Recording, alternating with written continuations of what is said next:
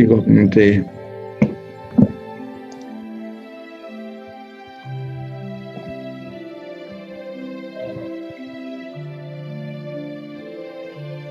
Ajahn Bunigorn, I got the notification on Facebook Live that you're live now. Oops. Are we? Maybe. Okay.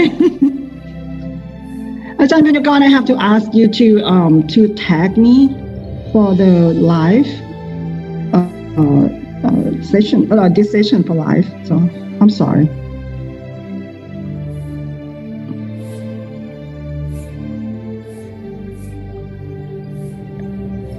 Is he here? Yep.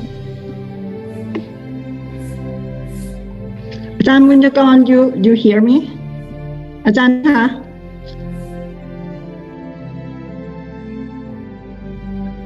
Oh, I see. I'm so sorry. So, okay, you said Facebook's live now. So can okay. You mean like you tag us individually? Okay, cool. Thank you. Thank you. Thank you.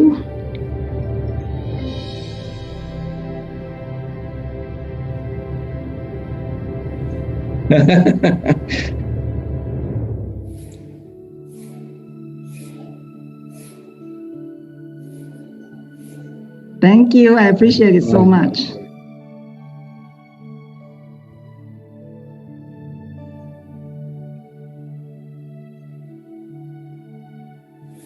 Thank you. I appreciate it so much.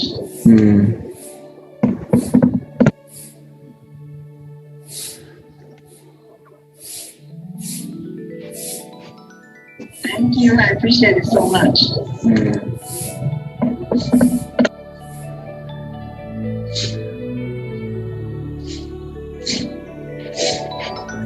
Thank you. I appreciate it so much.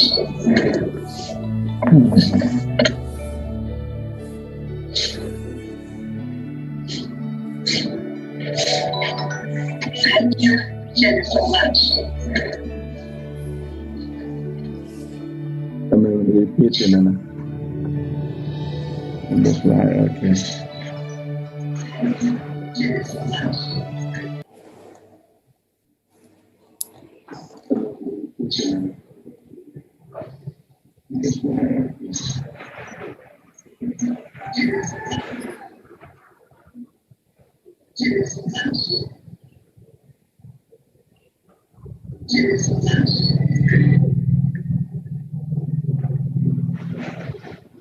Hey, Kong.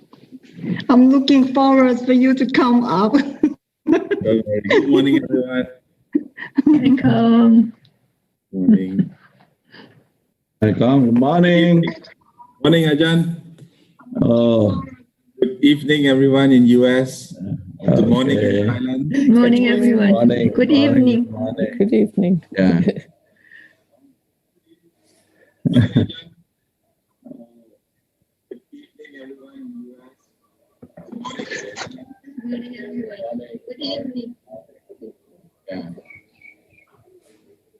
Ajahn, how's everything? Everything okay? Okay. I heard your area was flooded, your hometown. Yes. Now it's okay now, but you know the area that close by the you know the Tale Noi, you know Tale Noi, and Songkra. Yeah. Hi, Mark. Yeah, we have to go to Hi, Mark. Welcome back. Hi, Mark. You're on mute.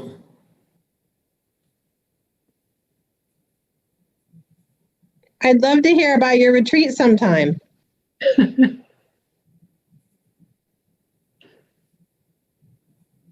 I'll give you a call, Casey, and we can talk about it. Oh, that sounds great. It was a little difficult for me. Okay, I'd love to. No, Hi, Mark, Alice. My internet must be going in and out. Oh, okay. No, we will organize a session, Mark, for you to give a talk on your retreat. Did you hear that? Mark, did you You're hear? having internet problems. Oh, okay, no worry.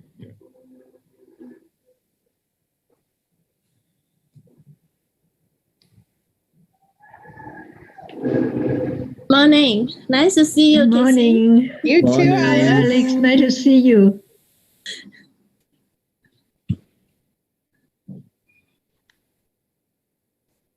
Good morning, Okay. Ajahn Vicky. Good morning. How was the flood in your It's hometown? better. It's better now. It's better. Is that Yeah. But we The are still Wi-Fi is doing working? helping. the Wi-Fi We are is still- working? Yes, in my house they work, but in the temple we don't have in the temple. I see. That's why Okay. we have to come to the house when we're doing zooming, and we have a lot of Zoom. Then next 2 weeks the World Buddhist Organization are going to meeting. Yeah, for the next two days. And you're the vice president?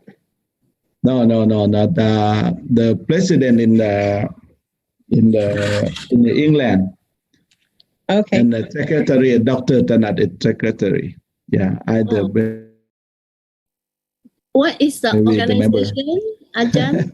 World Buddhist, is it? World Buddhist Organization, World Tammatuta Organization, Dhamma. World Tammatuta Organization. Yeah, we are meeting 3 years ago at the Singapore. We start over there 3 years ago in Wat Anand.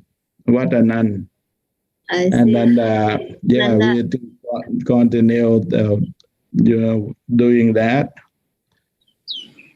Okay, I think it's the time now. Okay. Yeah, we pay respect to the Triple Jam together. Yeah, I want to.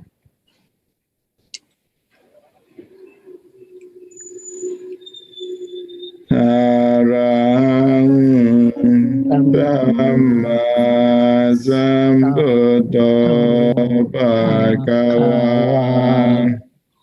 Kutang Bhagavantang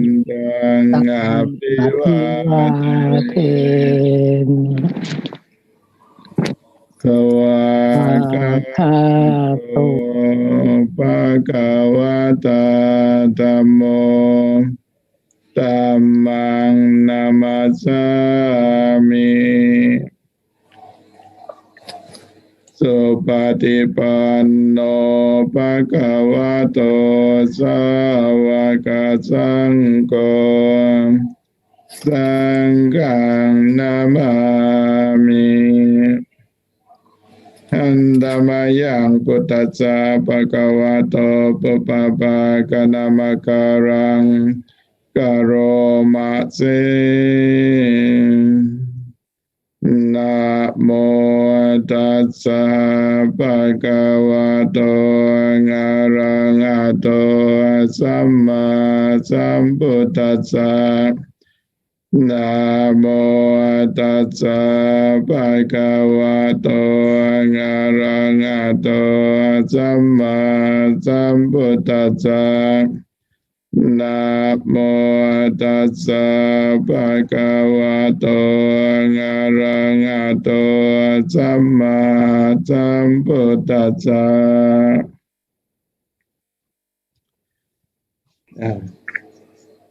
Good morning for everyone in Thailand, in Singapore, in Asia, and good afternoon in the U.S. Today is I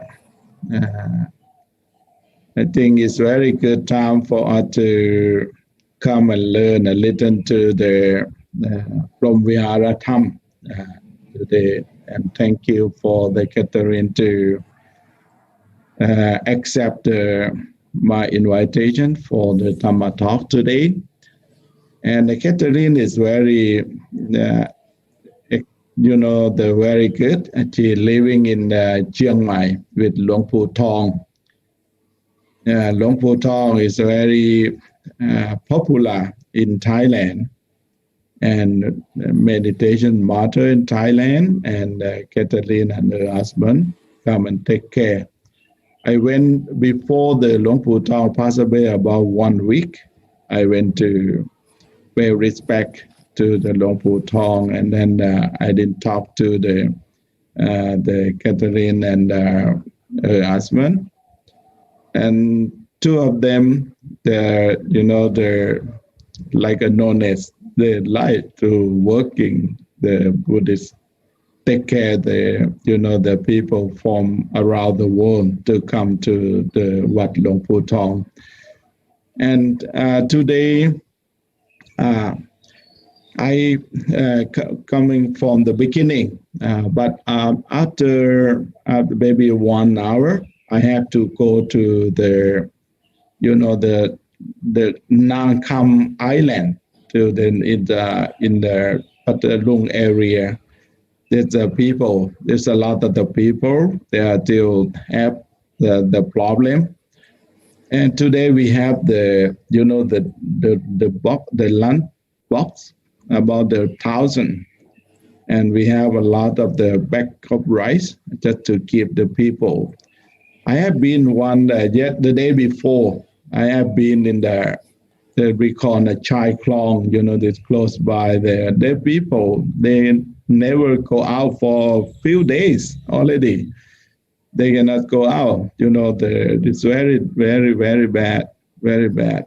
And today, maybe Ajahn Dr. Tanat, he still at the Washington, D.C., not go anywhere now. Maybe he can take care of the end, and then I have to doing the Council of the Thai Bhikkhu. We try to do the best what we can. That like on 10, we're going to meeting, because I think I joined the Council of the Bhikkhu in U.S.A. for more than 20 years. And we do a lot of helping the people, everywhere when they have the earthquake or the flooding, like in Thailand right now. Yeah, and we helping for even the senior monk or the member that passed away or the monk was sick. We try to help. We try to organize and help those for the organization. And today I'm doing the duty in Thailand, and Dr. Tanati take care after this. Okay, and thank you very much. And all of us, please welcome the Kathryn to give a Dhamma talk today. Okay, welcome. Thank you. Thank you very much for your kind invitation for me to speak on this occasion. And before I begin, I wish to pay homage to the perfectly enlightened Buddha and to my teacher, Most Venerable Jokun Papo Mongkon Wei Luang Thong Silimankalo, who passed away recently. I also wish to offer my respectful greetings, Kograb Namasakan, and give thanks and appreciation to all of the bhikkhus, especially to Tan Jokun Pratep Putivitet, President of the Thai Bhikkhus Council of America and Abbot of Wat Putawat, Houston, Texas, and to Tan Jokun Pravitet Siti Thamaporn Ajahn Viti, who's the Vice President, and as well as Dr. Tanat and other members of the Thai Bhikkhu Council, as well as to Kun Aw and Casey, who helped to organize this talk. I also wish to extend my appreciation to all of the monks and Papiksuk Samanen, all of the Ajahns who come and join this, and listeners who come to join this talk today. Today, I wish to give this talk again in honor of my teacher who passed away almost 1 year ago. We'll be celebrating his passing away day on the 12th and 13th of this month. I also wish to send the merit to my father who passed away, and to my family, and to everybody in America and in Thailand who are having difficulties during this period of the restriction due to economic and other concern of the COVID. I think it's a very good opportunity for us to begin to practice the Dhamma. Just as Ajahn Liti, he explained, he's giving a lot of help and support with the Bhikhuss Sangha Council to disseminate loving kindness and compassion and help raising up the people who are in the difficulty.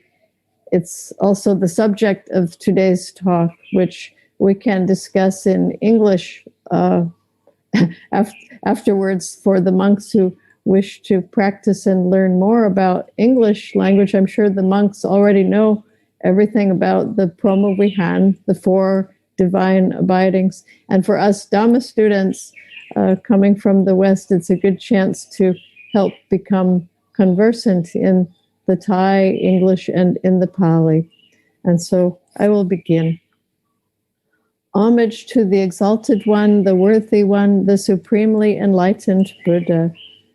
My teacher, Lumpu Tong Sirimankalo, he often said the following: Metta Lonfa Karuna Tuam Pandin Mudita Sin Jiwin Ubeka Sin Wen Kam. Loving mercy filling the sky, caring compassion flooding the earth, sympathetic joy till life's end, equanimity till the end of karma.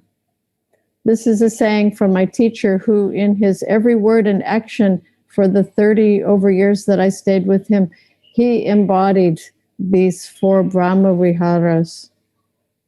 The 4 Brahmaviharas, which are the teachings of the Lord Buddha, bring to us boundless peace, harmony, and happiness.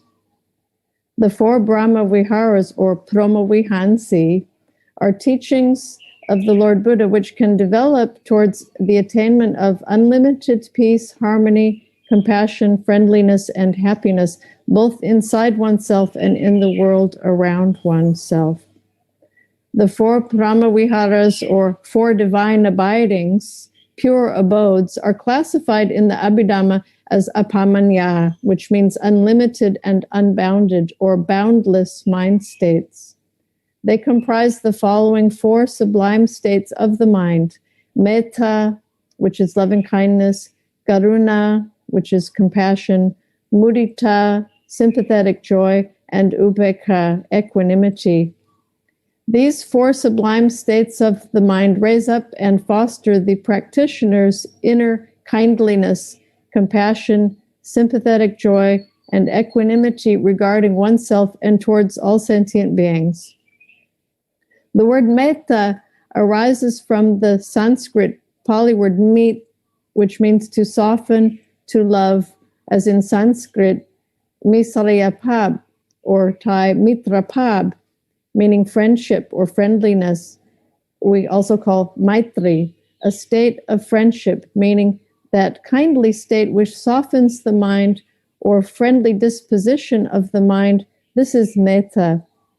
Goodwill, benevolence, loving kindness are suggested as the best translations. Metta is not sensual love or affection. It is the direct opposite. Metta is the direct opposite or enemy of anger or hatred. Tosa or kota. Metta is atosa, which is non-anger. The indirect enemy of metta is affection or attachment, pema. Metta embraces all beings without exception. The culmination of metta is identifying oneself, or to see oneself as seeing with all beings, sappatata. Metta is the sincere wish for the good and the welfare of all. It discards ill will. Benevolent attitude is the chief characteristic of metta.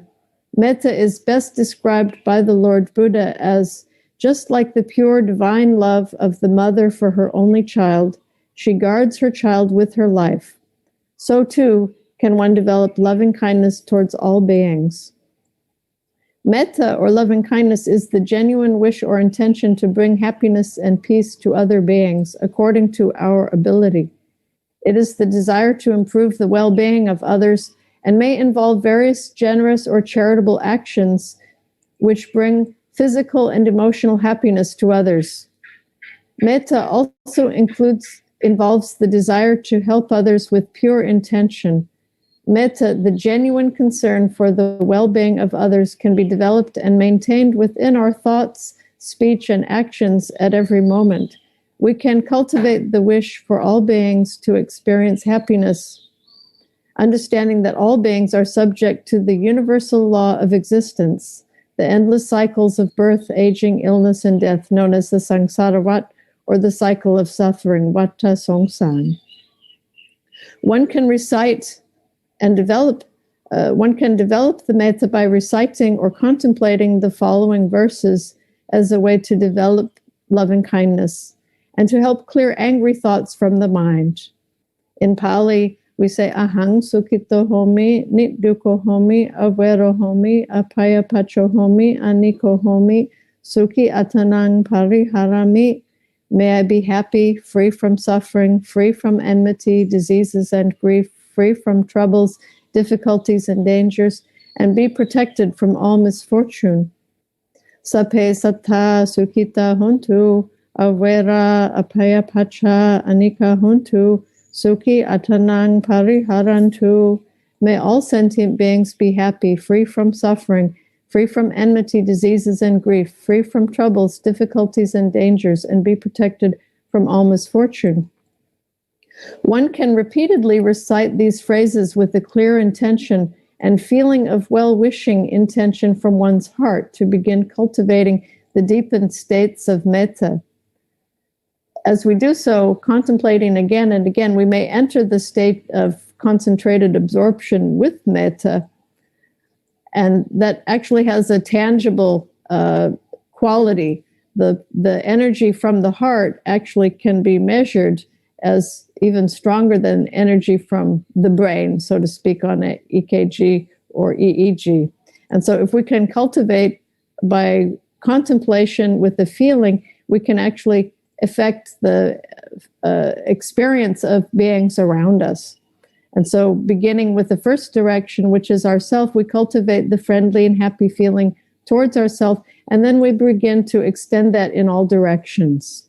And according to Buddha teaching, there are various ways of developing that. We can begin with sape sattha avera hontu. May all sentient beings be free from vengeance. Sape sattha apaya pacha hontu. May all sentient beings refrain from harming one another.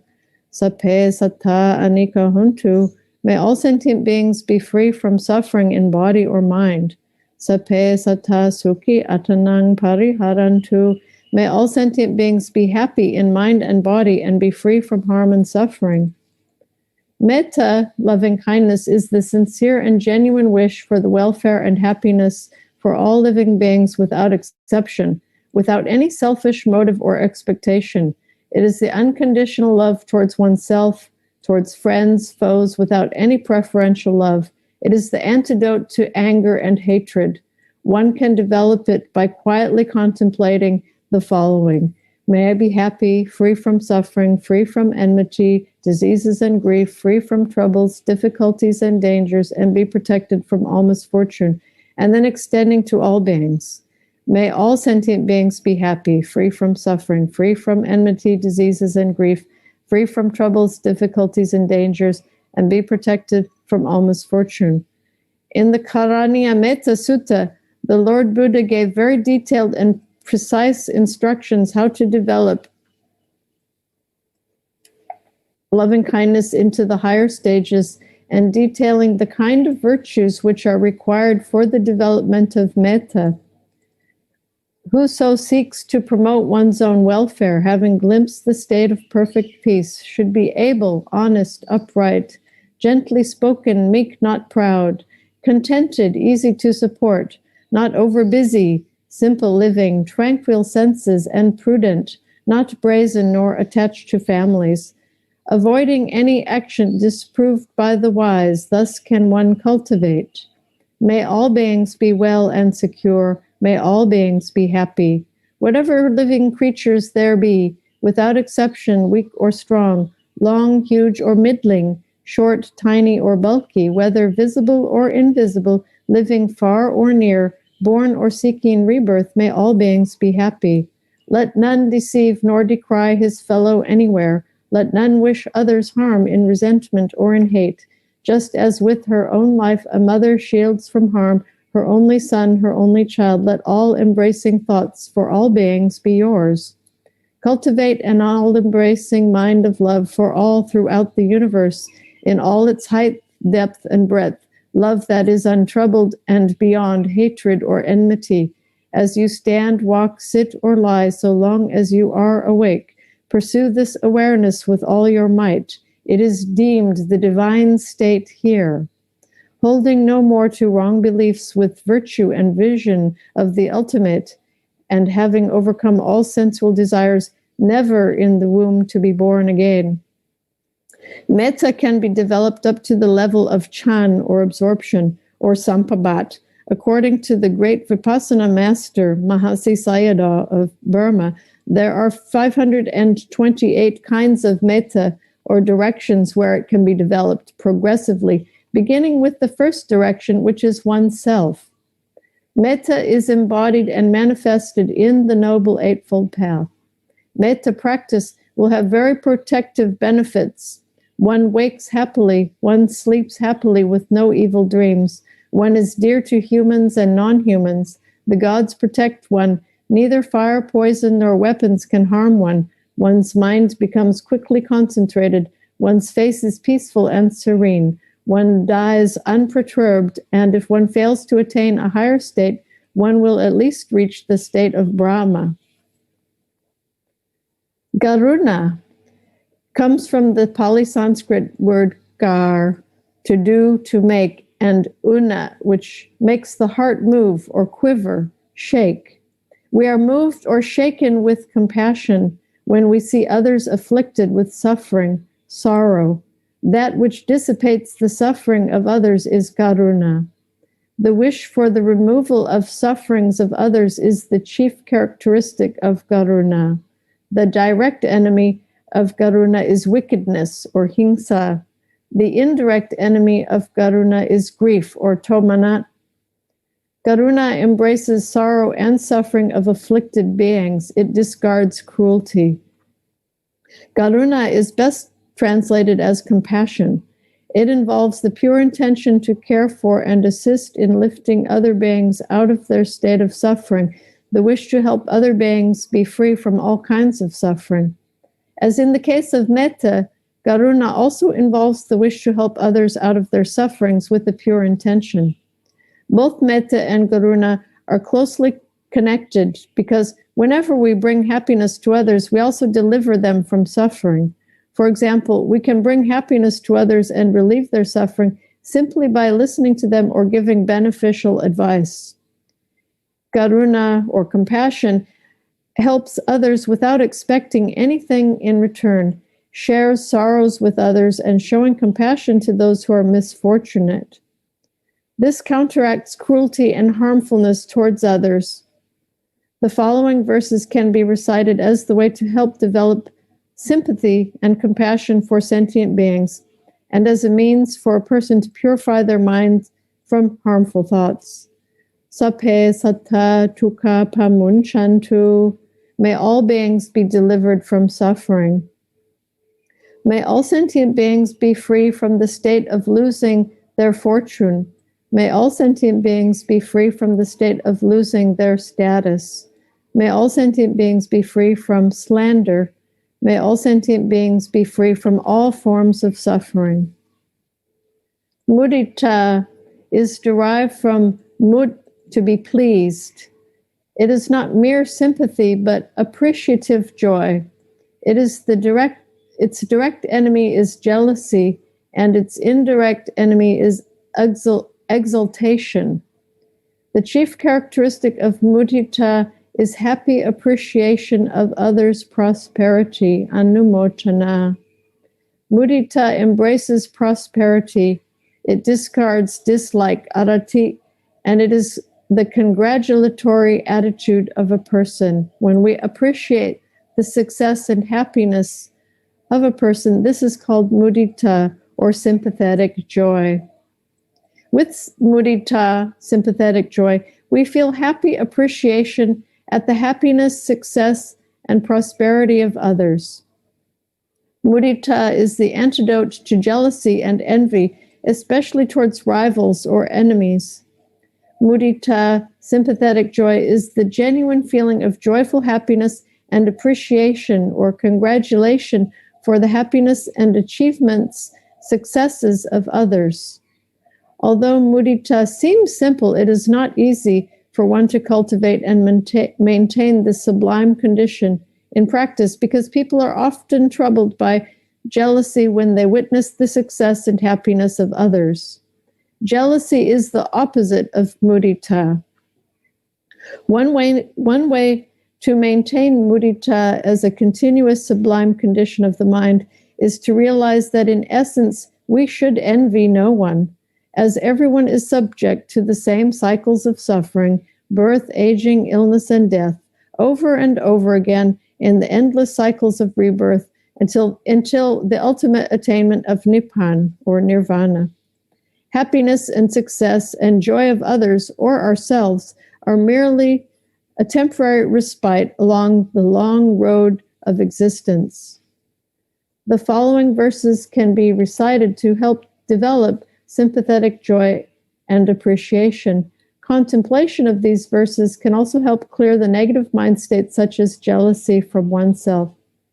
Sape sata lata sampatito ma vikachantu. May all beings be free from loss and protect their good fortune. May all sentient beings keep their good fortune of wealth. May all sentient beings keep their good fortune of status. May all sentient beings keep their good fortune of praise. May all sentient beings keep their good fortune of happiness.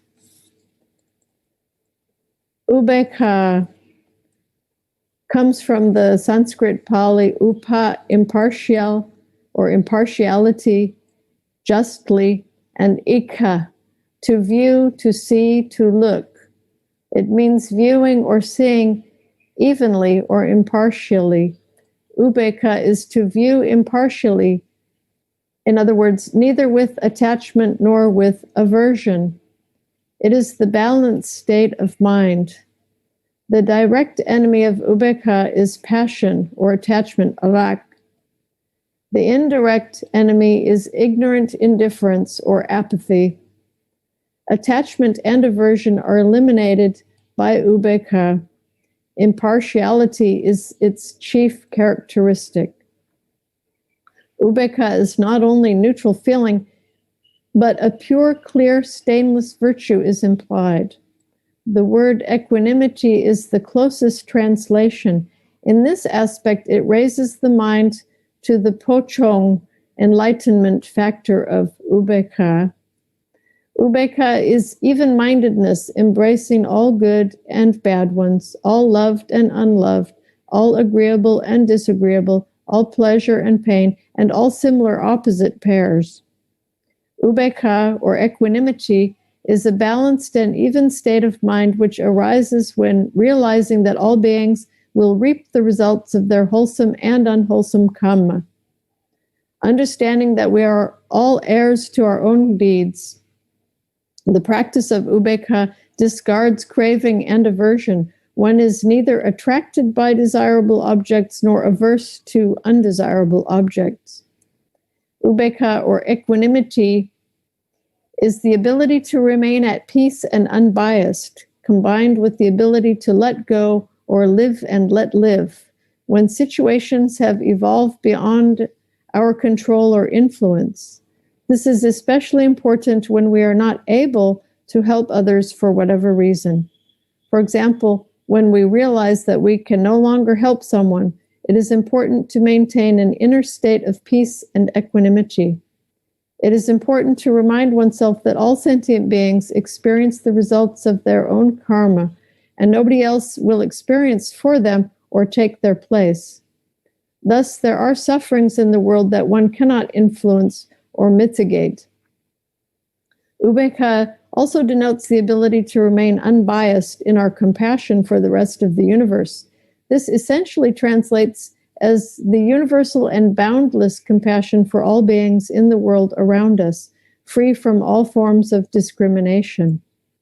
Upekkha is not an easy mind state to maintain, especially for people who naturally feel compassion or karuna in their hearts, or who feel depressed whenever they witness the suffering of those whom they are unable to help. The following verses can be recited as a means to develop equanimity in thought and deed. They can also be contemplated as a way to free oneself from the worry and distress due to desirable and undesirable conditions experienced. Sape sata kamasaka huntu, kama tayata, kama yoni, kama pantu, kama patisarana, yang kamang karasanti, kalayanang va papakang va, tasatayata pavisanti. All sentient beings are the owners of their karma. They have karma as inheritance, have karma as origin, have karma as reliance, have karma as refuge. Whatever karma one performs, be it good or evil, it will return to one. Sape sata kamasaka huntu. All sentient beings have their own karma. All sentient beings are inheritors of their own karma. All sentient beings are defined by their own karma.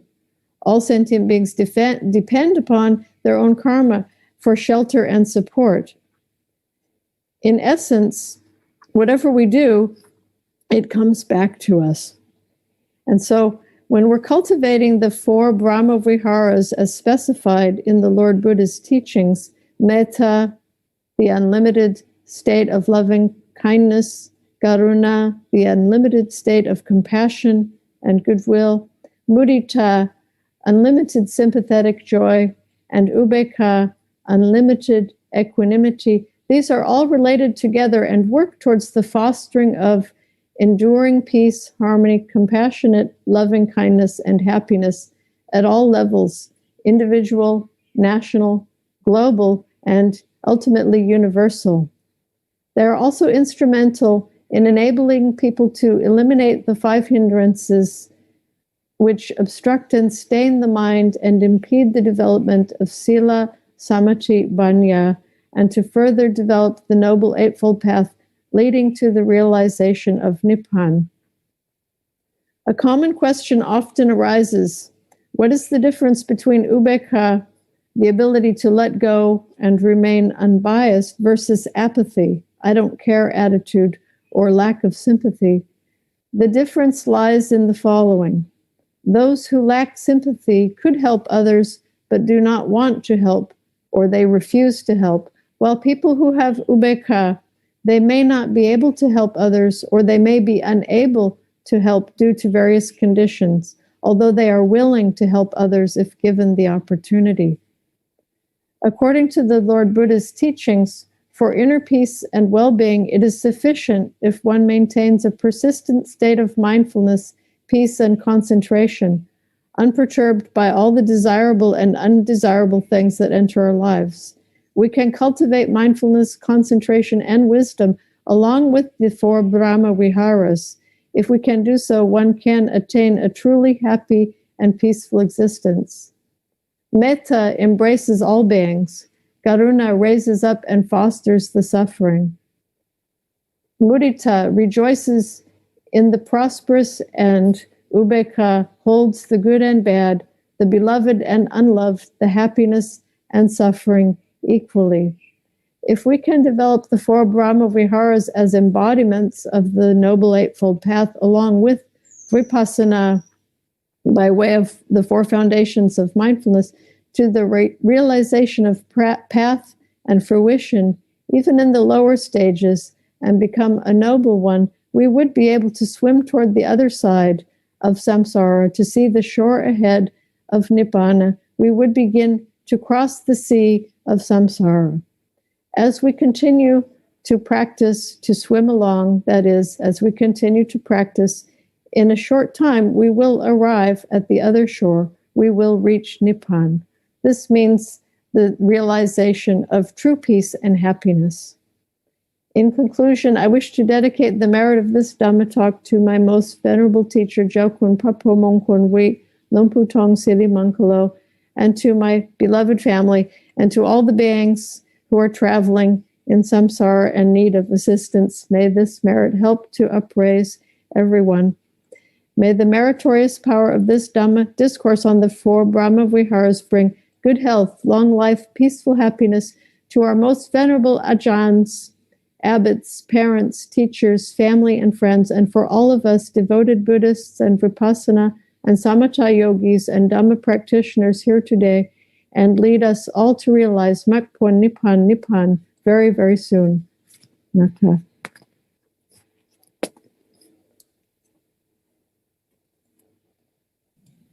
Thank you, Kathryn, for a fast track and a quick and easy guide on the 4 Brahmavihara. So I've actually heard about this 4 Brahmavihara, and I think you're able to actually share with us in a very practical way, especially for the lay people to understand, and also the different chanting. So I don't know whether there's any questions from anyone. Maybe I can just kick off. For me, out of the 4, one of the most difficult, I think understanding is one thing, but really practicing, I find that upekkha is something that I personally find more difficult. Being especially like as a lay people, we can't help by having that, happy, unhappy, sad, joy. Just give you an example, does that mean that if I get a promotion, I shouldn't be too happy about it? Or if my boss says that I did a bad job, I shouldn't be too sad about it. So how do I maintain that equanimity, given that every day we're being bombarded with so many different senses that we see around us, or the exposure that we have? So can you share a little bit about that? Maintaining that equanimity. Yeah, from my experience with meditation of the Satipatthana Vipassana, we were taught always just to note it, to be mindful of it. So, and one of the explanations that Lompu Tong he gave was Choi Choi Wagon, something like be indifferent, don't attach to it, let it go, and acknowledging it means become aware. And we would use the method of mentally noting. So we're happy, happy, happy, enjoying, enjoying, enjoying. He gave many individual talks and guidances not to become bound up or identifying or intoxicated by success, and likewise to double check ourselves about attachments if once we were becoming depressed or have problems because of the difficulties that we experience. And so it really came to the fundamental practice which we were doing, which was mindfulness. And so once we're mindful, even the sense doors, so it's coming in, the eye, the ear, the nose, the tongue, the body, and the mind, we keep noting that. Whether it was a happy experience, we note that. Whether it's an unhappy experience, we note that. Whether it's a neutral experience, we note that. So with the 3 kinds of feeling, happy, suffering, neutral, pleasant, unpleasant, or pleasant and painful, and indifferent. Once we can observe that through the 6 sense doors, then when we have the life experience, we keep reminding ourselves, okay, this is just another condition. This is another natural phenomena. It's the condition of success. It's the condition of difficulty. It's a challenging situation, and to be mindful of that. So living inside of the meditation center here, we're quite close to the monastic group of the monks, very large number of monks and nuns here. And very often there are promotions through the ranks of monkhood. There are the examinations. We have several monks who graduated with the 9th level Pali. So they study everything from the basic Dhamma studies to the 9 levels of Pali and the Abhidhamma studies. And whenever the monks receive these promotions, we have small congratulation ceremonies. They call sedang mudita. So that also helps raise people up. I think ubeka and mudita have quite connection as well, just like metta and karuna. Once we learn to appreciate the goodness, then we can also learn to see difficulty with a little bit softer place. And I think when we can appreciate other people's success, it's easier to see our own success as a kind of potentially temporary, or with some detachment, not to get intoxicated by it or caught up in it. And so there's a kind of reverence or a detached, impartial quality to it. Another example that comes to mind is during our deeper meditation processes that we have courses that are ongoing, and they're individualized courses. And so in the practice, we do very often experience quite difficult and painful experiences in continual walking and sitting meditation, whether it's physical or sensory experience or mental reflection. And one of the teachings that Ajahn Tong Lompo Tong gave me regularly since I was a young meditator was whenever I had some physical problem or illness, he always reminded, just look at it like a meditation condition. Just look at it like a Dharma state. Don't think to yourself, it's this disease or that disease, it's this condition or that condition. Keep noting it, keep contemplating it as if it's just another meditation condition. And so I think when we start looking at things with mindfulness, with a kind of continued comprehension, and then, according to his instructions, he always brought metta and loving kindness into it. So it's not like we're forcing ourselves into difficult territory, but we keep raising the mind up with mindfulness, and that builds in automatically love and compassion and equanimity. Then you begin to activate it and actually live it. And so this, from my experience, which was a very inward experience of practicing Dhamma first and then studying the Dhamma later, we have quite close practice path with, although we focus on the 4 Satipatthana, the 4 Brahmavihara are right in there. I almost don't see much of a separation at times. And so in their daily practice, morning, evening chantings, they're always sending loving kindness and dedication of merit. And very much with the Thai Buddhist culture, you have in the culture very built in to, from early childhood all the way growing up, the 4 Brahmaviharas are really built into the culture. And I think what you experience in the West, in Asia in general, we have that. But when we go to the West now in America, you can see very much the challenge of what happens when you don't have that. And so we can make a comparison and contrast and then bring up the mindfulness and remind ourselves, what is the better way? And of course, the Buddha way is the better way for us all. So I hope that gives some ideas for you. Ubeka would be to just hold the happy and the suffering with the same kind of respect that it's a condition of the Dharma, and we don't want to attach to it too much. It can change. It can be impermanent. Okay. Thank you, Kathryn. Thank you for a good explanation. Actually, this is a build-up to the question I asked you because Casey have actually wanted you to explain a bit more about your personal experiences with your 4 Brahmavihara and how they have actually helped you on your spiritual path. And the last part was actually hoping that you might explain how they relate to the lower jhanas.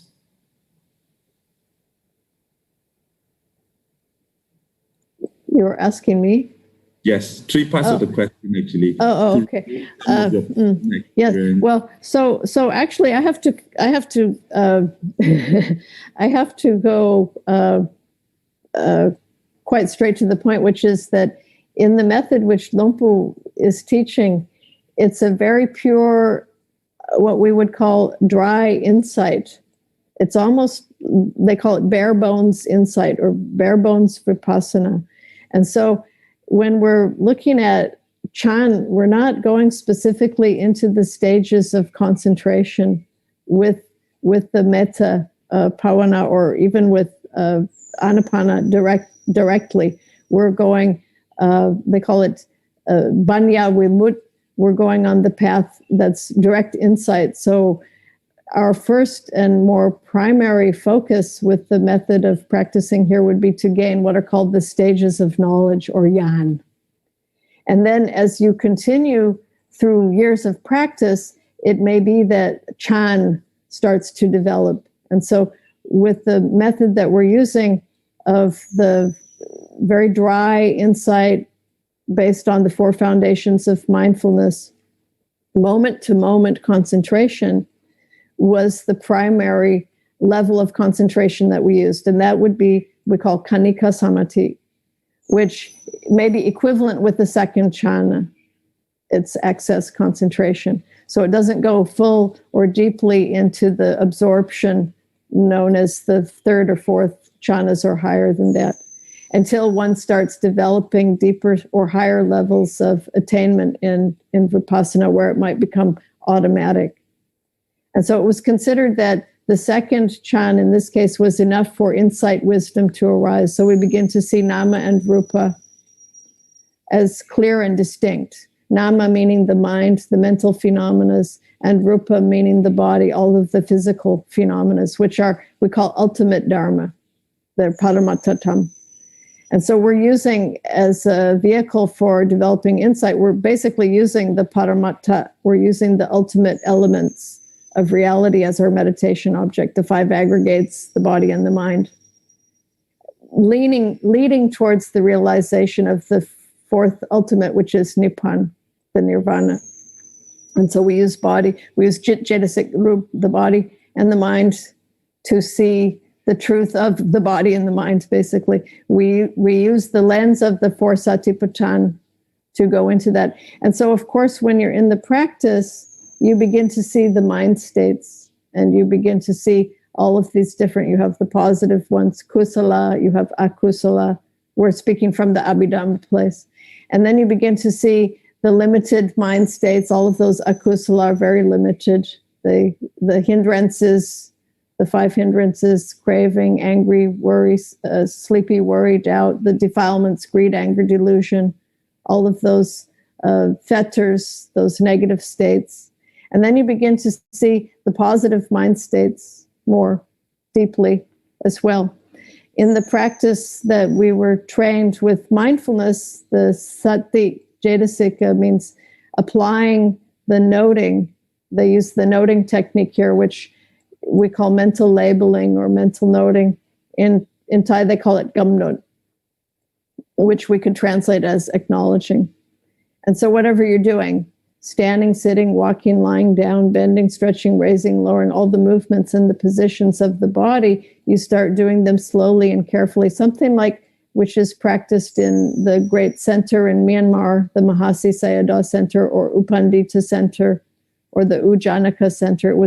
This method was popularized by Mahasi Sayadaw, although this method had been around quite a bit longer than that. It comes from an ancient lineage that goes back to the Buddhist time, called the Vipassana Vong, this very dry method of Vipassana.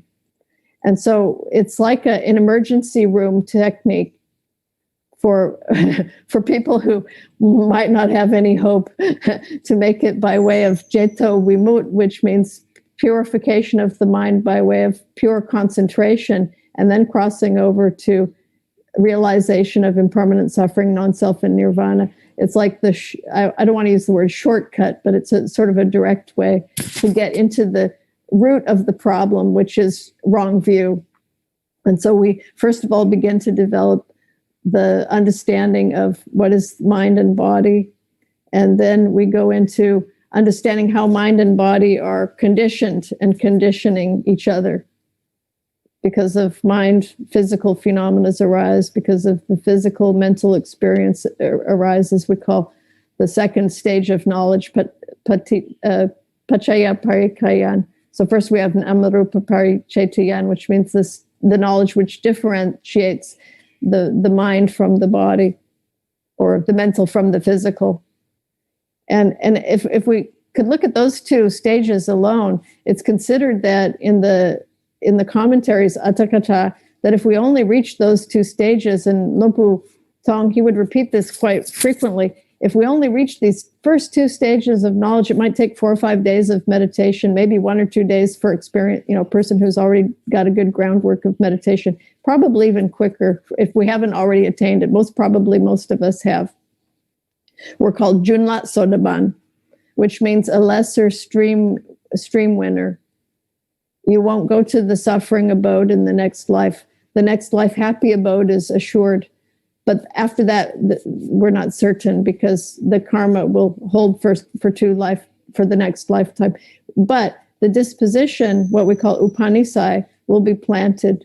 You'll have seeds of good characteristic coming into your mind, which will impel you somehow to want to keep practicing, even if you were born in a foreign country, which we have many of them coming. We have many Russians and Germans, and now of course the country's kind of closed down, so we don't have so many.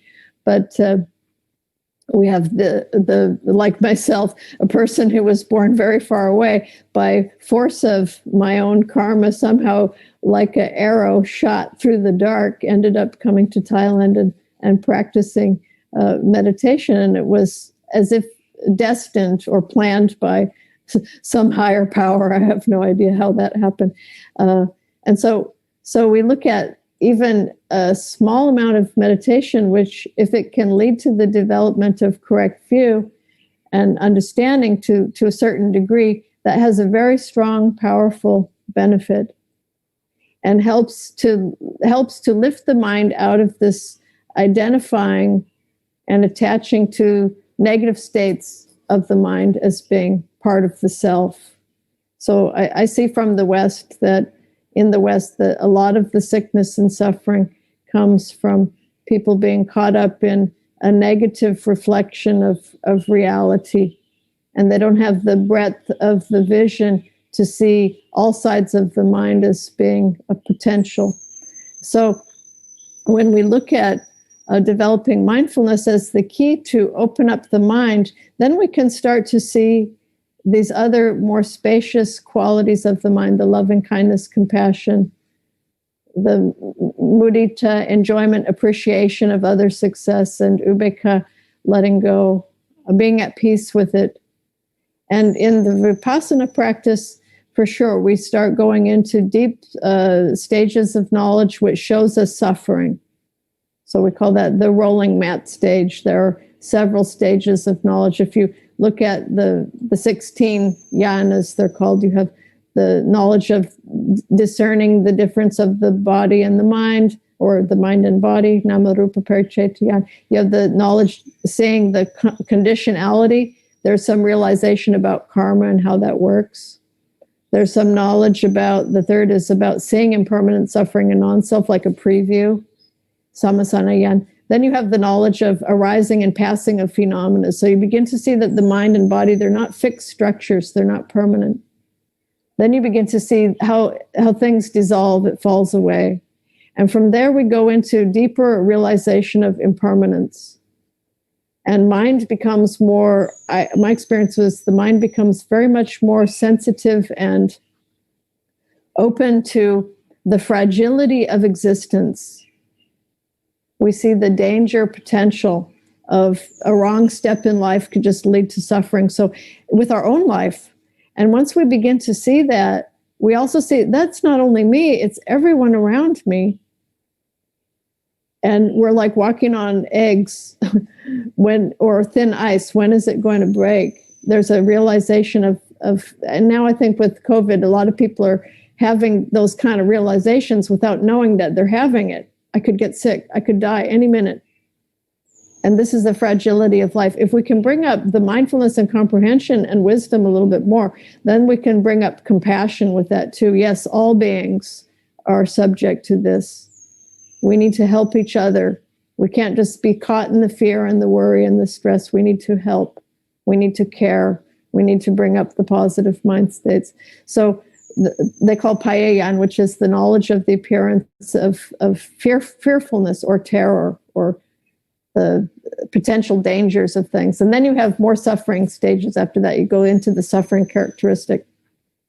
We see the potential disease or disadvantage aspect of body and mind. We see they call the knowledge of disadvantage or limitation. We see the dispassion, how things we thought they were so good, they're not so good after all. We call nibbitayan. And then it starts leaning into a little bit of non-self. It doesn't really belong to me. It's not really I, me, or mine, nor is it anyone. And so brings up the mind into more detached place, not attaching so much to passionate things that we want or hold, or even ideas about the self. We thought the self was like this, like that. We begin to see it's not self. And then there's a movement away from suffering. We call munchitu kamayatayan, which means a kind of intention to be delivered, to be a desire to be delivered from suffering. And likewise, when we reflect that inwardly, it's also outwardly we see that all beings are tied up in this, and all beings would want to be free from this. So again, compassion can grow there.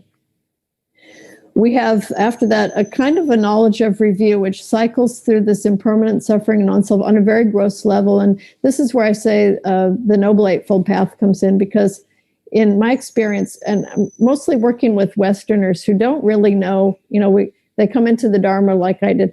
They want to meditate. They didn't really realize they were getting a deep bath in the Buddha's teachings without knowing that's what it was. And so the Dharma belongs to the universe, and it works in each and every one of us. All we need is the key and the instructions. And so once you start setting yourself up to practicing and just doing the walking and sitting and noting and following the instructions, these stages of knowledge arise, and you begin to see your life as a path. And it's a path to nirvana or not.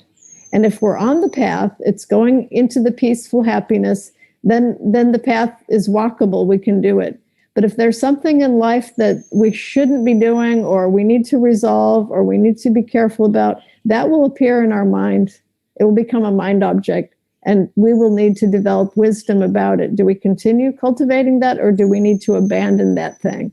And so if we look at what are called the five precepts, not killing, not stealing, not wrong sex, not false speech, not drugs or alcohol, which we understand as Buddhists are the basis of the purification of the body, speech, and mind, and Noble Eightfold Path. We need that as a foundation to develop the concentration in higher states. But for a Westerner who has no idea what any of this is, and they come into a meditation course, undertake 8 precepts, and start doing the practice, they become aware that, I shouldn't go do those things again. I have to be careful not to go back to that. They experience by their own direct experience and reflection of their own life.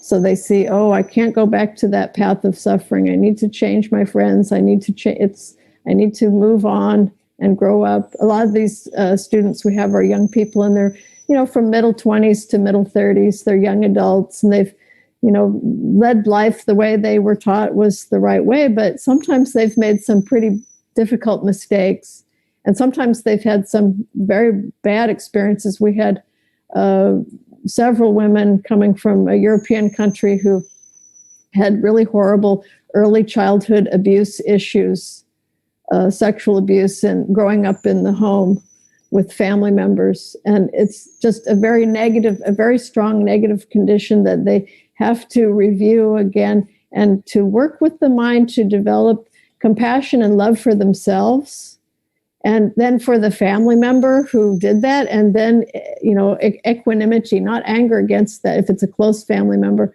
but equanimity, moving away from it.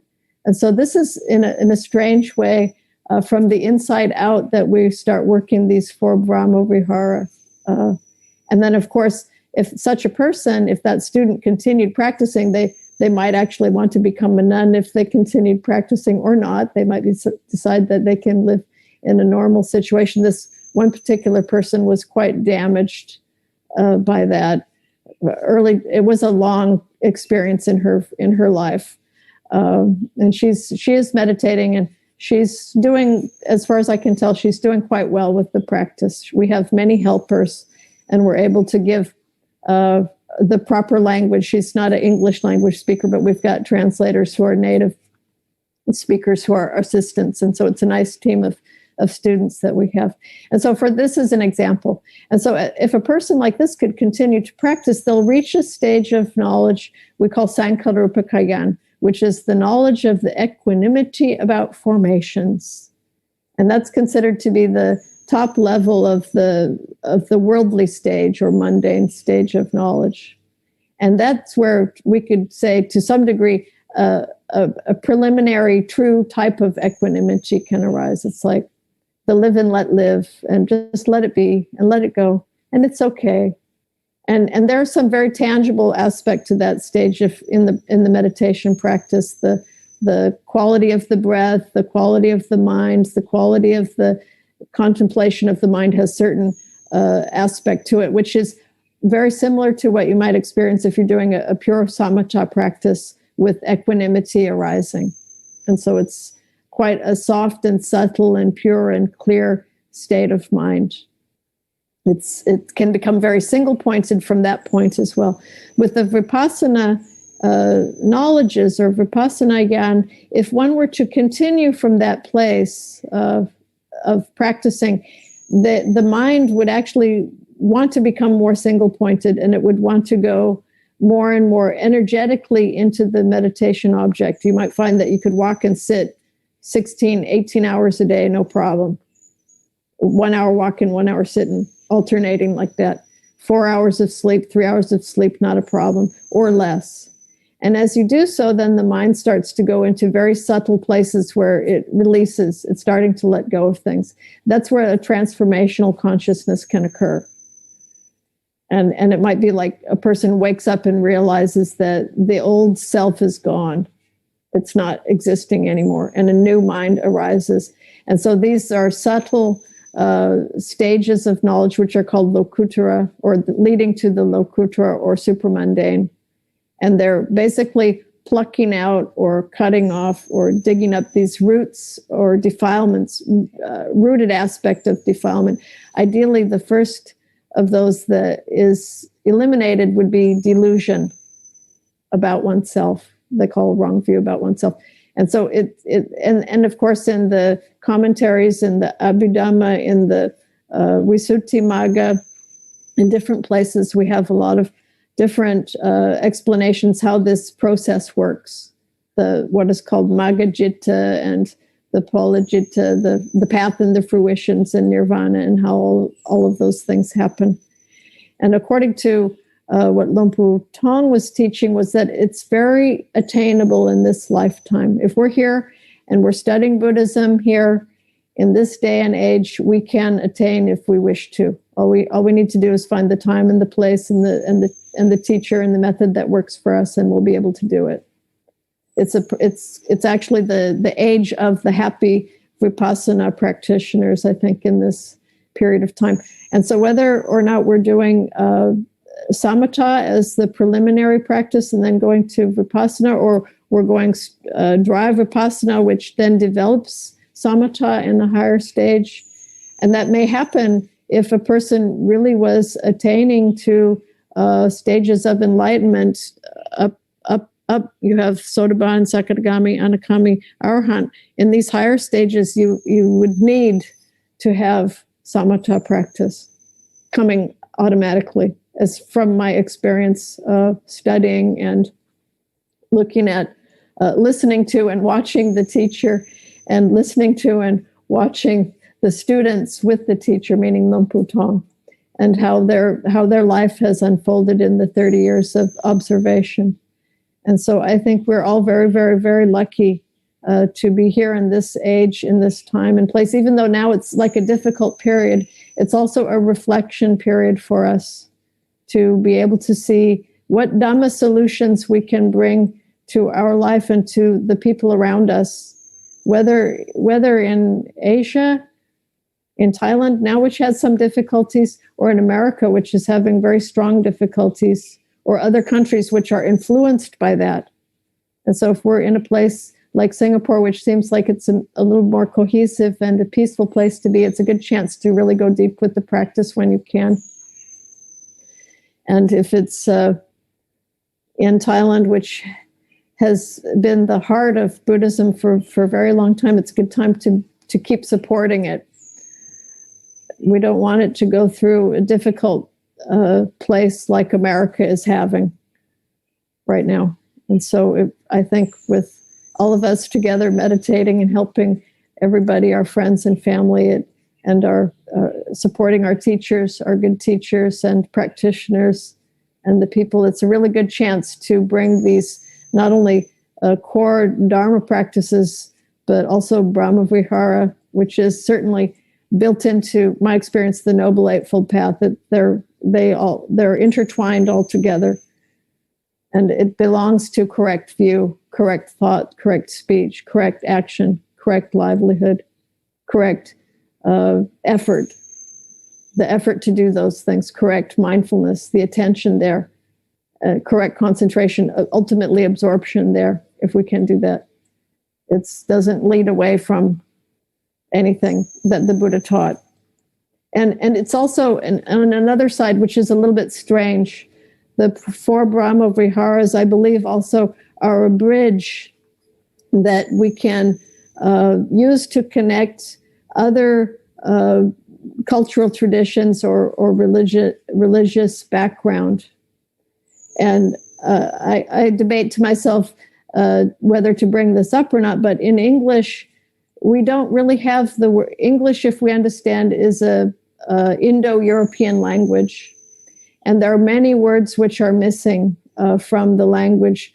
Metta is one of them. There's no direct translation for metta. In fact, the word loving kindness is a little bit difficult for us to explain, because if we look at the word love, it is actually rooted in the Sanskrit lupyati, which we have Pali, lopa. It's the same word. If you go to German, it's lieb. If you go to Russian, it's luba. It's the same word, love. And it means, it's coming from lopa, it means desire.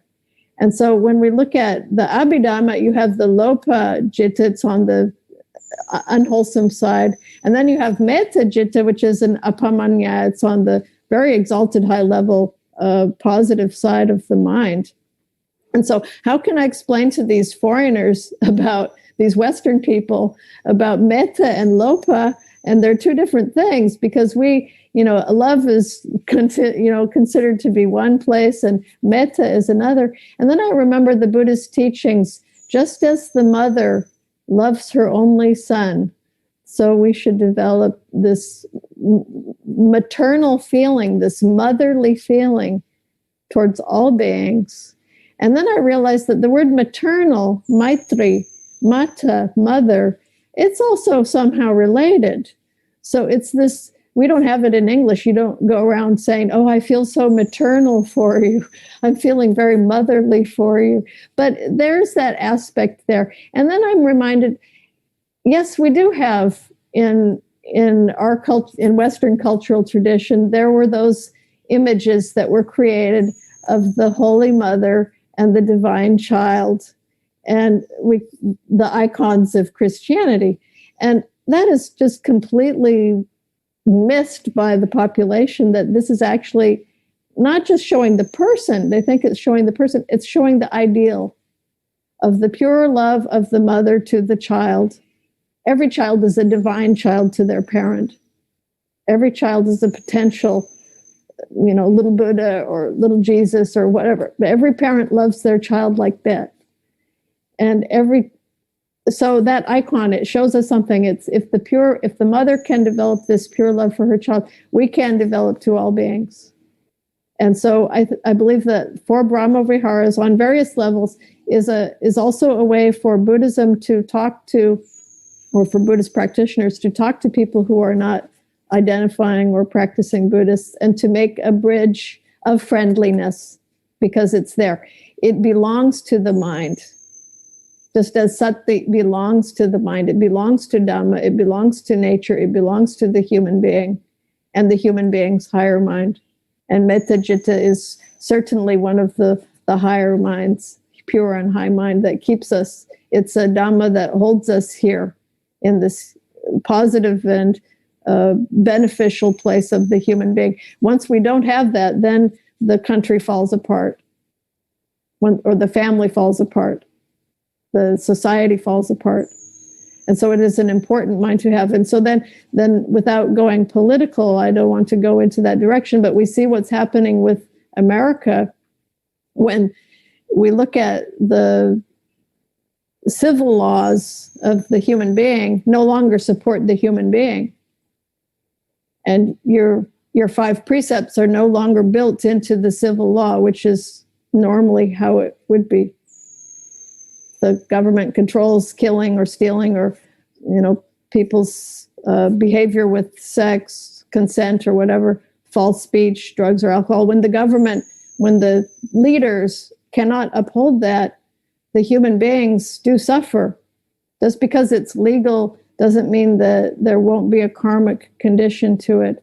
And so there is very much in America a strong feeling of that drop.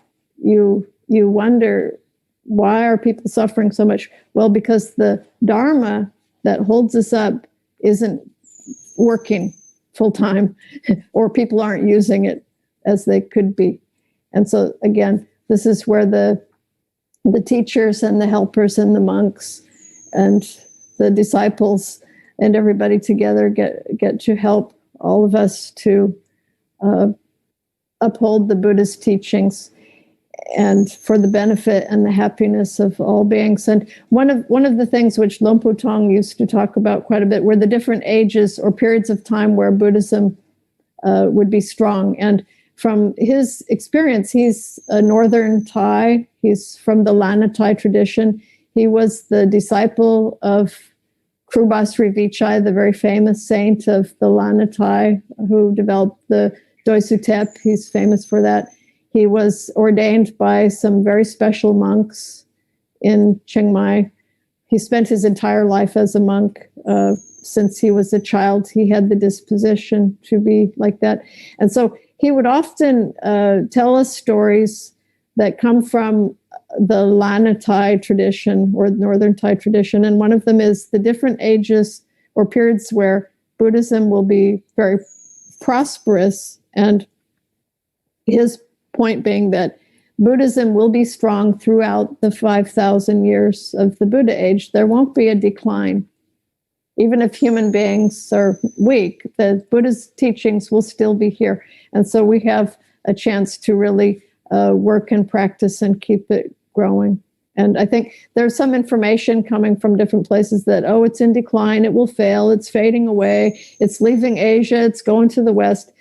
I think it's a lot of misinformation because we're seeing a huge influx of very young and bright novices and young kids coming to meditate in the center. It's a large center, and there are many of them, and they're very, very bright. I think we have a lot to be optimistic about in terms of that. And so it's, again, a good inspiration to keep helping and supporting, even in a difficult time.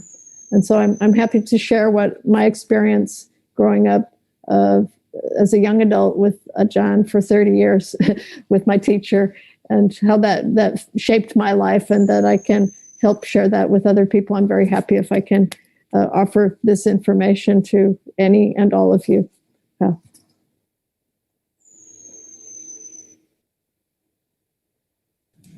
Thank you, Kathryn. How are we doing on time, Sarah? Are we still okay? Are you able to take 1 or 2 more questions? Is that okay? Sarah, are we doing good on time? Yeah, we all right. I'm sorry, I didn't turn on the microphone. So yeah, we have until 6 o'clock actually. Okay. Are you okay, Kathryn? I just want to make that. Yeah, I'm good. Yeah. Maybe just a follow-up question. You talk about the mother love of his son, unconditional. So maybe this question relates to kind of real life, in life, that we know the benefit of the 4 Brahmavihara. So we are encouraged to practice it. How do you handle a situation where we are practicing it, but this is being taken advantage by another party, so by other people? So just for example, unconditional love to the child, but sometimes the child are taking advantage that, you give them all the freedom, you give them all the love, but they might be some disadvantages in that sense. So how do you handle that situation? I'm just using it as an example. An example. Yeah, I think one of the things that children learn, my experience anyway, was that there's yes and there's no, and that they will always push against something. And so we need a good structure to push against. So if we look at, from the time we're a tiny baby, it's like you're pushing against your mother, basically. And so as much as she gives, they're also going to be going contrary, because it's the nature. The nature is both. You don't just have one, you have both sides of it. So then the question is the structure that they'll push against. If it's always permissive, saying yes, yes, yes all the time, that also cannot be. And our experience reflecting on that was also with the core teaching of Buddha, again, where he taught Sapapapasa Akaranang Kusala Supasampada. Those two, Sajito Parayota Panang Etanat Putusasanang, which means to avoid evil. And the comment that came to my mind was that means we can say no if something is wrong or something is bad. We have the right to say no to that. And if we are the parent, then it is our duty to point it out, even if the child rebels against that. And the question is the skillfulness, how we are able to impart that information to point it out. And sometimes it requires a friendly explanation, more details, and other times it might require firmness. And in fact, with early childhood, it might even be a strong reaction out of fear that you see a parent say, "No, don't do that. Stop," because it may be in danger, leave a child in a dangerous situation if the parent is not mindful and careful. Yet when a person grows up and they have more self-will and can make decisions by themselves and they're doing more things by themselves, a young adult or something, at a certain point, the parent might not have the ability to give an input, or a teacher might not be able to say, do this, don't do that, don't do that, do this.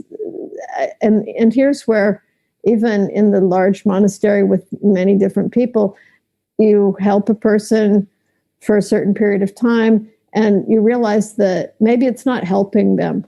Maybe they still need to experience by themselves.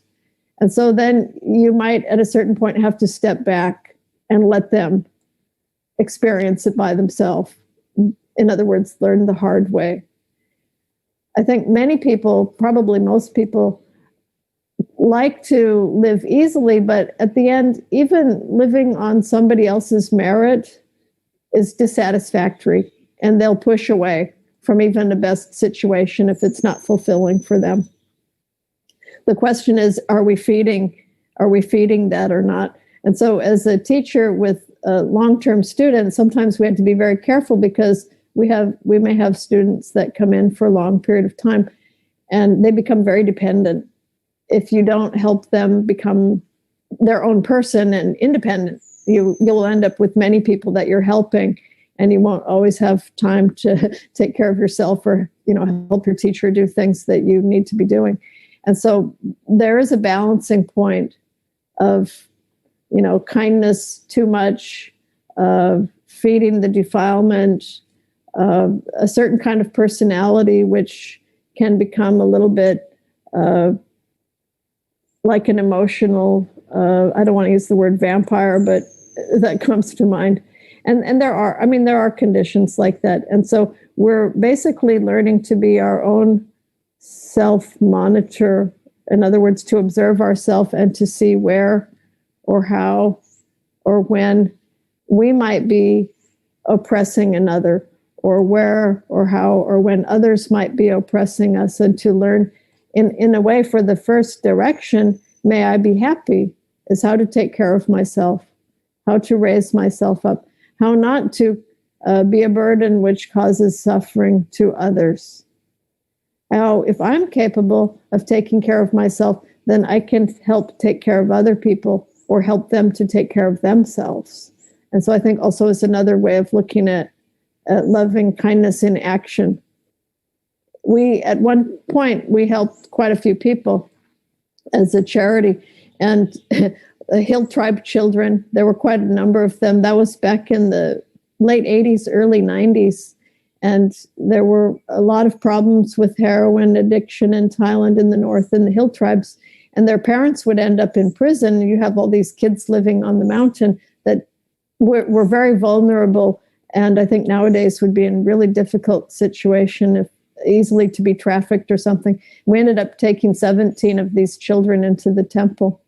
And at that time, you didn't have to be a great organization to do that. You could just, basically collect money and send them to school and buy their school uniforms. And it wasn't a problem. We were able to do that. All of those children, thankfully, have grown up and had children of their own and taken their parents who were let out of prison eventually and are taking care of them.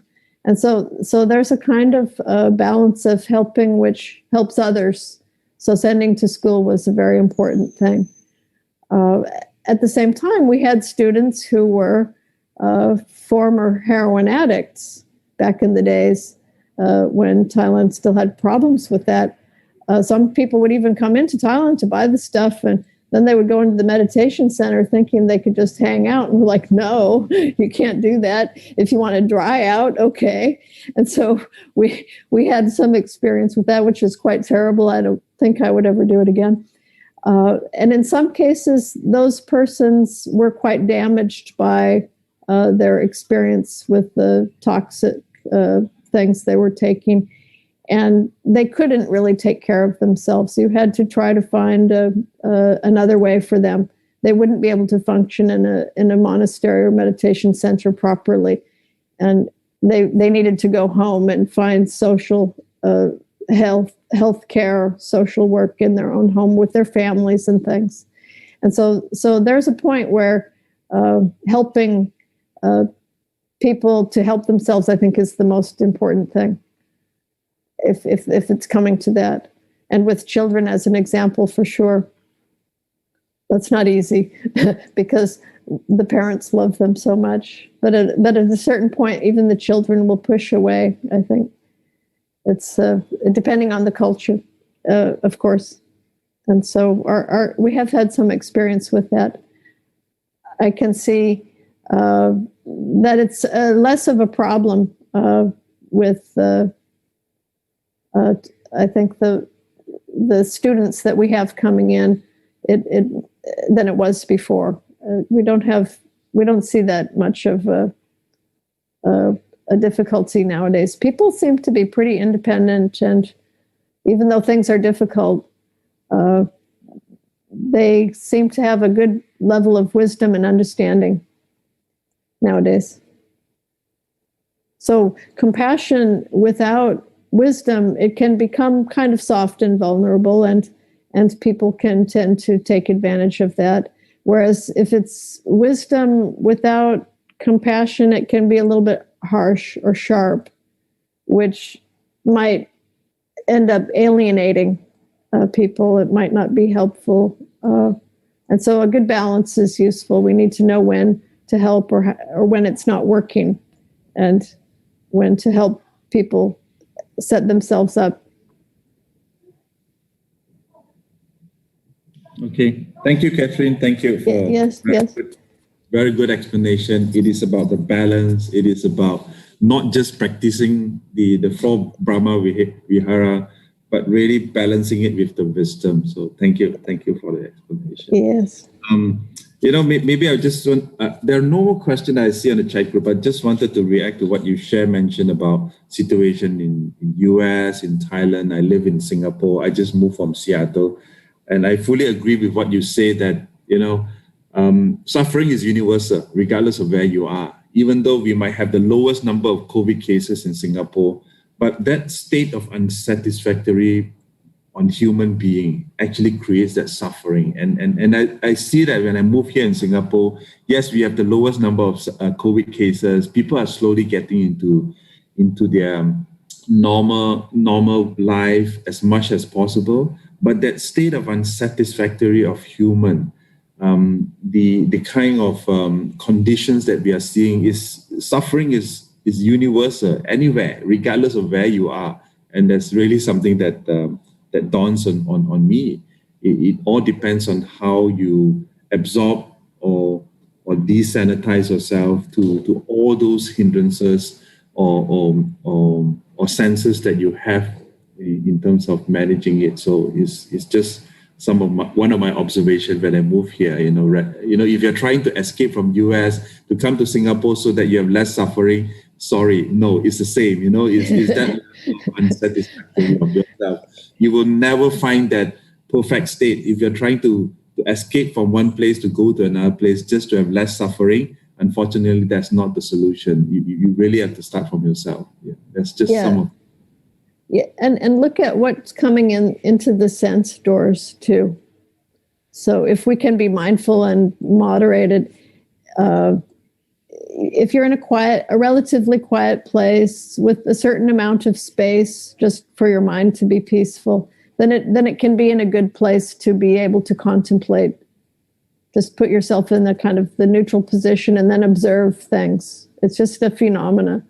And to contemplate it, and then to raise the mind up. And I think important now, because I'm looking at my mother, who's not here today with us on the call, but she's my sister and brother are helping her, but it's quite restricted and alone in the West. She's also in the Seattle area. They don't have the chance to go to the church or the temple and things like they used to do. The family couldn't come over for Thanksgiving, for example. And so in large groups, so they had to find a way to uplift the human contact, and still follow this protocol. And I think we do need to be in contact with each other. It's not enough just talking on the phone. People need to get together. They need to be in proximity with each other, sharing the positive and the beneficial. And so if there's chance to go to the small temple and do meditation together, I think it's important that we do that. It's good that we're using the technology to make this information bridge with each other. But I think now the next step is bringing it out. Or when you go shopping, when you do the things that you need to do outside, bringing it out with you. And if you can take the mask off, take it off. Because people need to see the smile. They need to see each other. I think it's important, even the protocol there. If it can be taken off, if you have enough space to do that, and make sure you have a good smile for everybody, and with the eyes also, because I believe that metta is very much transmitted through our eyes and our smile and from the heart. And people need that, because there are some people that are getting really closed and contracted, and we need, if we wish to share and to help, to bring that out and let it move people. And then maybe the sickness is not so much a physical thing, but it's a mental thing as well. If we can eliminate mind virus so that we don't get it, it's a good thing. And mind virus here would be greed, anger, delusion, those 5 hindrances. And so we want to bring mind into the positive place with sati, panya, with metta, karuna. And when we really can't do anything, then ubekha. You don't want to get involved in the conflict, like they have in Capitol Hill in Seattle. Fortunately, my family's not too close to that. But I think it has a very toxic, if we're looking at the news, I find I'm over here and I'm looking at the news worried about my family. And it's a very toxic condition. And you just have to look back and say, okay, it's non-self. It's also karma in a way. But we don't need to own it. We don't need to take it on. There needs to be a solution to it. And that is on the other side, meaning practicing our precepts, love and compassion, Sila, Samadhi, Panya, studying more, sharing the information, get together and meditate, get together and do the morning, evening chanting if you can. Of some kind of connection with the human being is important. We can't, I mean, we could be like monks and nuns all living under a tree, but even the monks and nuns, they need a community. And they say the noble friend, the Kalyana Mitta, is very important. And loving kindness is very important. And we rely on each other. We rely on the monks. The monks rely on the supporters, the helpers. And so it's working together. It is the way, I think the Buddha was more genius than a genius to see the way to bring human being into most beneficial and happy place. And beyond. We're very, very lucky. And I look at the old teachers and how they're living, and compared to the modern day, if we can keep things simple, this also seems to help. We don't need to be too much electricity, too much Wi-Fi, too much entertainment, too much information, unless we have very strong wisdom faculty to separate the useful and beneficial from the not useful. And that makes the mind a little bit hard. Okay, this is a good one, that's a bad one.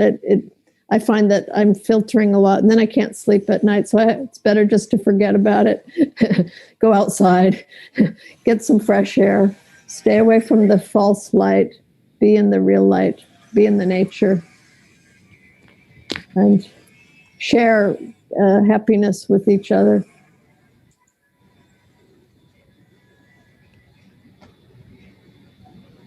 Okay, thank you, Kathryn. I don't know, any other comments or questions from anyone, Ajahn, or any of the listener? I think we don't have any more questions on the chat group. Just a lot of thanks and appreciation to Kathryn for sharing the Dhamma, and also her life experience and the journey that she have actually been through. Thank you. I think a lot of appreciation. So, thank you for inviting me. Okay, thank you. Sadhu, Katan, sadhu, sadhu. Thank you very much.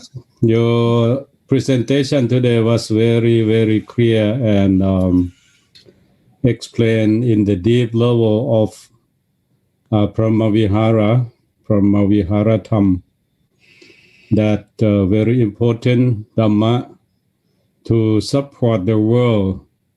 There are 4 pillars that the world needs to support, especially nowadays, every corner of the world. They're asking for loving kindness and peace. So I can say that only in Buddhism that we can cultivate loving kindness and compassion, because without condition, loving kindness, Maitri or Metta is a love without conditions. Any condition, love between people or that get involved with the benefit and many things around, but loving kindness and compassion that you have to cultivate. You have to remove lobha, tosa, and moha from the mind. Otherwise, there is no loving kindness to be growth in that mind. So, Kathryn, you explain in the deep level of vipassana, or even the samatha and vipassana together. That's the way to cultivate loving kindness and compassion, because many people, even Thai or Buddhists, that they not understand. Even they recite sapphe satta avira hontu sapphe satta payapacha hontu. They recite all the time, but they are not going to the deep level of what is a metta. They still get angry very easily. when something that the contact with our ears, nose, tongue, and body and the mind, especially from the mind, it still disturb their mind all the time. So this is a very, very important, that how to set your mind into the zero, into the upekkha vedana. So upekkha is very important when you practice meditation. Not only cultivate mindfulness, but you have to combine with the Brahmavihara and stay with the Brahmavihara. Then the Brahmavihara is suitable for everyone in this world, especially for the parents to look after their kids, or the leaders, leader of the country, leader of the world, to look after of the people in the world. So they have to learn from Buddhist perspective about the loving kindness and compassion. So the topic today that Kathryn explained and share her experience with us tonight is very, very useful, and I hope that you can get the benefit from her talk tonight. So on behalf of the Council of the Thai Bhikkhus and on behalf of the committee, I'm very appreciate your talk and hope that we can hear the Dhamma talk in your perspective again next time. So thank you very much for tonight. Sadhu ka, sadhu ka. Sadhu. Any question? Any more question, Kong? No more questions. Just a lot of thank you and appreciation, as I mentioned. But I don't know. I mean, we can open it up. Anyone can ask questions. With Kathryn here, we still have some time. Anyone? The floor is open. Yeah. Or any comment from other ajahns? Any comment from Khun Nipan? Nipan from Virginia? Casey from Seattle? Or Khun or Alice from Singapore? Or anyone, Marx or Mark anyone? from California. From He just came back from a retreat. He must have a lot of vipassana. Yes. Yeah. So if there is no question, no comments, I'll lead to pay respect to the Triple Gem and close the session for tonight. Okay? Yes. Arahang Samma Sambuddho Bhagava Puttang Bhagavantang Abhivademi Sawakato Bhagavata Dhammo Dhammang Namassami Supatipanno Bhagavato Sāvaka Saṅkho Saṅkhang Namami. Thank you very much. Have a good night and have a good day. And in Thailand. Okay. Okay.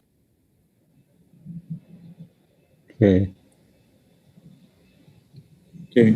Thank you, everyone. Kathryn, you're on mute. Kathryn. Get it. Thank you, everyone. Thank you. กราบนมัสการท่านทั้งหลายขอบพระคุณอย่างสูงท่านทั้งหลายขอบพระคุณค่ะ Thank you to everyone. Appreciate very much. And may we all be healthy, strong, and happy, and progressing in the Dhamma. Thank you. Thank you. Thank you, Kathryn. Until next time. Yes, thank you. Stay safe. กราบนมัสการหลวงพ่อด้วยนะคะ สาธุสาธุสาธุสาธุ Okay. Bye-bye. Bye-bye. Thank you. Bye-bye. Bye.